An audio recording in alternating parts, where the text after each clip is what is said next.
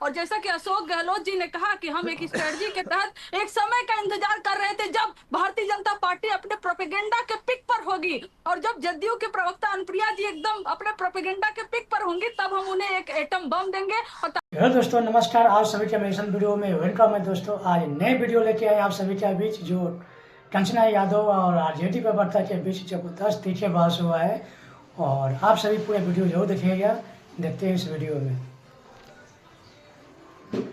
परिवारवाद, भ्रष्टाचार, इनकी इसके अलावा अगर आप कुछ और भी सुनते होंगे इनके मुंह से तो अलग बात है, लेकिन अनुप्रिया जी आप कह रही है वो जमीन वापस लौटा दीजिए, आप अपनी ईडी और सीबीआई को भेजकर वो जमीन नपवा दीजिए तो हम वापस लौटा देंगे। बैठे बैठे आपके ऑफिस में आपको जमीन दिख रही है हर जगह पटना में हमारी, तो कहिए ना ईडी सीबीआई क्यों नहीं पकड़ पा रही? भाई आपको दिख रही है, आप सत्ता के रूलिंग पार्टी के एक अंग हैं, और बताइए ईडी सीबीआई को नहीं दिख रही है और कोर्ट में वो पेश नहीं कर पा रहे। क्या बात कर रहे हैं? आपके पास कोई अगर मुद्दों का दिवालियापन हो चुका है तो हमसे कुछ उधार ले लीजिए, हम देते हैं उधार, क्योंकि इसके पहले आपने बहुत सारा कॉपी किया है हमसे। और जहां तक अपराध की बात है, अपराध के मामले में जो हमारे डिप्टी सीएम अभी घोषित हुए हैं ना, इनके पिताजी की हत्या हुई। लेकिन आज की स्थिति में कंचना जी, प्रेस कॉन्फ्रेंस में आज तेजस्वी यादव को दो मुद्दों पर बात रखनी पड़ी। पहला मुद्दा जंगल राज को लेकर, जिसको लेकर हमेशा आरजेडी के प्रवक्ता चिढ़ जाते हैं। आज उन्हें यह कहना पड़ा कि जंगल राज के खिलाफ वो क्या कर रहे हैं। और दूसरी बात भ्रष्टाचार को लेकर, जब हमेशा उन पर सवाल उठाए जाते हैं, खास करके चारा घोटाले को लेकर, तो भ्रष्टाचार का जीरो टॉलरेंस, वो भी उन्हें आज प्रेस कॉन्फ्रेंस में साफ करना पड़ा है। कंचना जी, कहना इसलिए पड़ा, जो मैं कह रहा था, क्योंकि इसलिए कहना पड़ा क्योंकि इंजीनियर्स के घर पर, जो नीतीश कुमार जी के करीब रहते हैं, इंजीनियर्स के घर पर रात रात भर 100 करोड़ रुपए जो है जलते हैं, 70,000 करोड़ का घोटाला हो जाता है, पुल गंगा में छलांग लगा देते हैं। तो ये टिकट परिवारवाद को इस तरह से परिवारवाद और रिश्तेदारवाद में बांटने वाले लोग दूसरे पर परिवारवाद का आरोप लगा रहे हैं, वही 20 साल से घिसी पिटी बातें कर रहे हैं। और जहां तक हमने पहले भी आपके चैनल पे कहा है, हमारे पार्टी में, हमारे गठबंधन में कोई बड़ा भाई और छोटा भाई नहीं है, सब बराबर के भाई हैं पॉलिटिकली अगर देखा जाए तो। और ये तो बहुत स्वाभाविक था। बताइए, क्या कांग्रेस अपने किसी व्यक्ति के लिए कह रही थी कि ये मुख्यमंत्री बनेंगे, या वीआईपी कह रही थी हमारा व्यक्ति कोई मुख्यमंत्री बनेगा, या लेफ्ट कह रहे थे कि हमारे मुख्यमंत्री बनेगा? कोई नहीं कह रहा था उनका मुख्यमंत्री बनेगा, और नेचुरली फेस तेजस्वी जी ही थे। और जैसा कि अशोक गहलोत जी ने कहा कि हम एक स्ट्रेटजी के तहत एक समय का इंतजार कर रहे थे जब भारतीय जनता पार्टी अपने प्रोपेगेंडा के पिक पर होगी, और जब जदयू के प्रवक्ता अनुप्रिया जी एकदम अपने प्रोपेगेंडा के पिक पर होंगी तब हम उन्हें एक एटम बम देंगे, और ताकि वो बैठकर मुस्कुराएंगी। सबसे पहले बात इनकी करते हैं महागठबंधन की। आप सोचिए, गजब बेइज्जती थी। मतलब अशोक गहलोत बैठे हैं और उनकी पार्टी के अध्यक्ष का वहां पे नामो निशान नहीं है। राहुल गांधी, जिसके नाम की कस्में खा खा के बेइज्जती करवाते हैं और जहर के घूंट पी लेते हैं, सही बात है, उनका कोई चित्र नहीं था मंच पे। और तो छोड़िए, लालू प्रसाद यादव का कोई तस्वीर वहां नहीं थी। मालूम है क्यों? और इसीलिए मैंने कहा सबसे ज्यादा फायदा हमारा है। हमारे कैंप में स्पष्टता है। आदरणीय गृह मंत्री जी ने, अमित शाह जी ने साक्षात्कार आपके चैनल को भी दिया। उन्होंने बड़ी स्पष्टता से कहा नीतीश कुमार जी मुख्यमंत्री हैं, हमारे घटक दलों का नेतृत्व वो ही कर रहे हैं। और साथ में जब आपने पूछा कि मुख्यमंत्री आगे वही बनेंगे, तो क्योंकि संविधान में हमारी आस्था है, उन्होंने कहा उनके नेतृत्व में चुनाव लड़ा जा रहा है और सब चुन के आएंगे और तय करेंगे। लेकिन आज महागठबंधन में देखिए क्या हुआ। महागठबंधन में लालू प्रसाद यादव का चेहरा क्यों हटाया? कि जंगल राज ना याद आ जाए। और आज बिहार की जनता ये जान गई है कि 9वीं फेल, पहला 9वीं फेल। अब गुण देखिए इस व्यक्ति के, जिसको मुख्यमंत्री का चेहरा बता रहे, 9वीं फेल है। दूसरा, भ्रष्टाचारी, महाभ्रष्टाचारी, इसको ईडी ने समन दिया था अभी, जमीन दो नौकरी लो, इस घोटाले में इनका नाम है। मैं तुम्हें अभी समझाता हूँ। देखिए साहिल जी, आपने पिछले 15 मिनट से कोशिश की इनसे इनका उत्तर उगलवाने की, लेकिन ये वो नहीं बोल पाए क्योंकि इनके मन के अंदर चोर है। ये कुछ ना कुछ छुपाना चाहते हैं। और जिस तरह से चिल्ला चिल्ला के बातें कर रहे थे, महागठबंधन ये वो, तो बताता है एक फिल्म भी आई थी शायद, चोर मचाए शोर। तो ज़्यादा शोर मचाने वाला वो कुछ ना कुछ छुपा रहा है, ये जनता ने देख लिया है।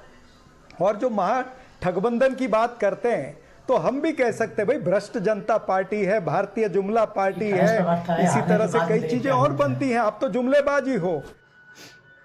और इनको ज्यादा फिक्र क्या है कि भाई राहुल गांधी जी की फोटो नहीं है। अरे भाई फोटो जीवी तो आप हैं, हम तो फोटो की पॉलिटिक्स नहीं करते हैं। हम तो पीआर टीआरपी हेडलाइन मैनेजमेंट में नहीं जाते हैं। हम पोस्टर नहीं, पब्लिक के इशू की बात करते हैं।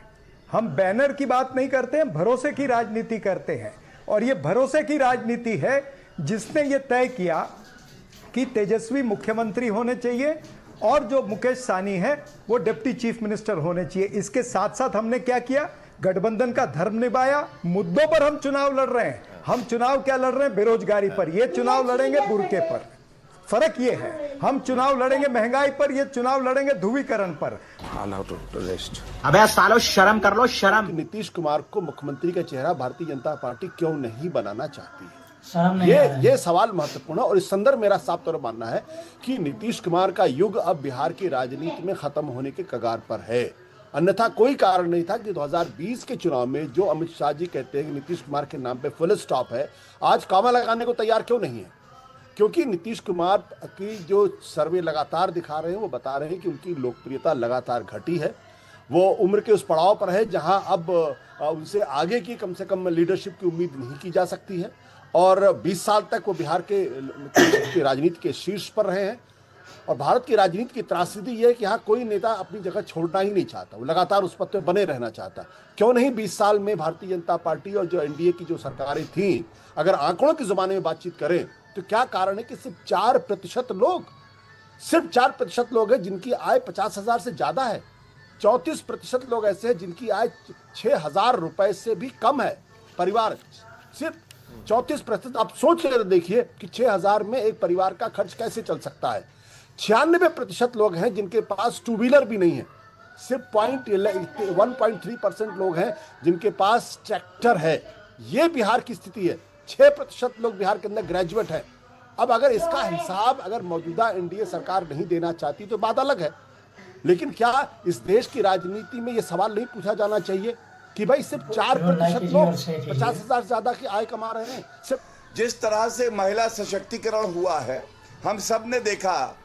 1,17,00,000 घरों में गैस के सिलेंडर दिए गए। 1,44,00,000 ऐसे घर हैं जहां टॉयलेट आए हैं।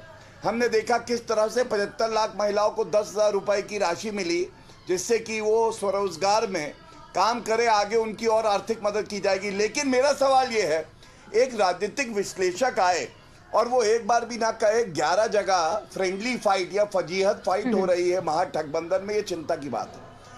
जो एनालिस्ट है वो एक बार भी ये ना कहे कि भाई 2,70,00,000 घर हैं और हर घर में एक सरकारी नौकरी होगी, 12 लाख करोड़ रुपए सालाना खर्चा आएगा, 3 लाख करोड़ का बजट है बिहार का। ऐसा कैसे करेंगे तेजस्वी यादव? मुझे चिंता ये है, राजनीतिक विश्लेषक आए और वो पूछे ना शहाबुद्दीन अमर रहें, ये नारा तेजस्वी यादव लगा रहे हैं। बिहार की जनता ये कह रही है हमारा बच्चा जो शहाबुद्दीन अमर रहे का नारा लगाता है, उस व्यक्ति को बिहार से निकाल देंगे। और आप देखिएगा 14 नवंबर को सुपड़ा साफ हो जाएगा बुझी हुई लालटेन का। और राजनीतिक विश्लेषक को पता होना चाहिए कि बिहार की पल्स क्या है। मुझे इनके ऊपर दया आती है। मैं उत्तर दे दूं? कहता हूं क्योंकि ये इस डिबेट को करना नहीं चाहते हैं कि 20 साल रहने के बावजूद भी भारतीय जनता पार्टी का कोई नेता सिर्फ 3 महीने 6,000 से कम रुपए में अपना घर चला के दिखा दे। मैं सवाल मैं चुनौती देता हूं, उस पे आपका क्या चुनौती देता हूं। बताइए मुझे चुनौती मत दीजिए, आप विश्लेषक बनिए। जो बिहार आपका मत क्या है? शहाबुद्दीन अमर रहे। 6,000 रुपए मैं आपसे सवाल पूछूं, पूरे देश की जनता और दर्शक आज तक के देखें, ये ऐसा विश्लेषक है जो शहाबुद्दीन अमर रहे के नारे को ठीक बता देता है। इस पे चर्चा नहीं चाहते। ये शहाबुद्दीन अमर रहे या नहीं रहे, आप बताइए। चर्चा नहीं होनी चाहिए। ये इस देश का दुर्भाग्य है कि पिछले 20 साल में बिहार हिंदुस्तान का सबसे पिछड़ा हुआ प्रदेश क्यों था? नौकरी दी जा डबल सकती है इंजन क्या? की सरकार के बावजूद बिहार पिछड़ा हुआ सवाल क्यों था? नीतीश कुमार और नरेंद्र मोदी की लीडरशिप के बावजूद भी बिहार पिछड़ा हुआ क्यों था? मैं फिर कहता हूँ कि भारतीय जनता पार्टी का कोई नेता 6,000 रुपए में अपना घर चला के दिखा दे। मैं फिर चुनौती तो हमारा वीडियो कैसा लगा, वीडियो लाइक कीजिएगा और शेयर करिए और चैनल सब्सक्राइब जरूर करिएगा नए हैं तो। और फिर मिलते हैं नए वीडियो लेके आप सभी के बीच। आज इतना ही, नमस्कार।